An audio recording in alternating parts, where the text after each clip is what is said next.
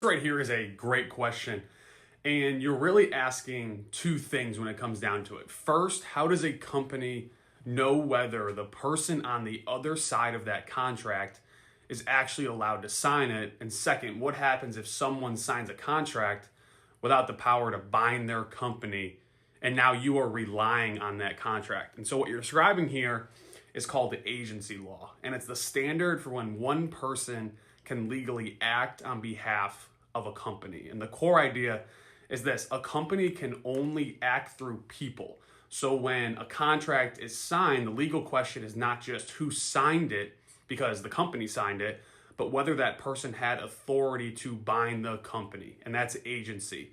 And there are two main kinds of agency, and we call them authority. And so first is called actual authority, and that means the company really did authorize this person to sign. The authority might come from an operating agreement, bylaws, a board resolution, from just the person's role, if they're a manager or an officer, and they're allowed to sign contracts in that role.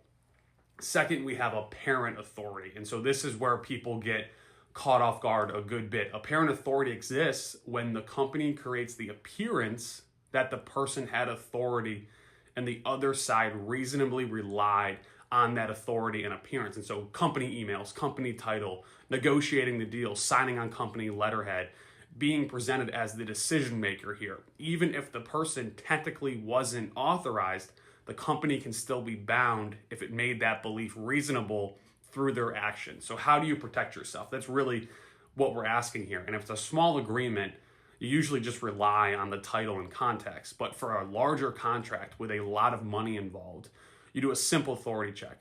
Ask who has signing authority, ask for a resolution if needed, or include a clause where the company represents that the signer is authorized to bind the company.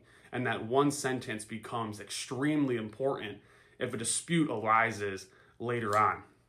And you'll probably ask, what if someone signs without authority, even though I tried my best to confirm it? And so if there was no actual authority, but there was apparent authority, the company may still be bound to that contract. And if there was neither types of authority, the company is likely not bound, and the person who signed it could be personally exposed for signing something they had no power to sign. And so there's different avenues you can go down, and this is why some business disputes are really not about the contract terms at all. They're just, the first fight is whether there was a valid contract and whether the right person signed it. And so this entire issue lives under agency law, and it comes up far more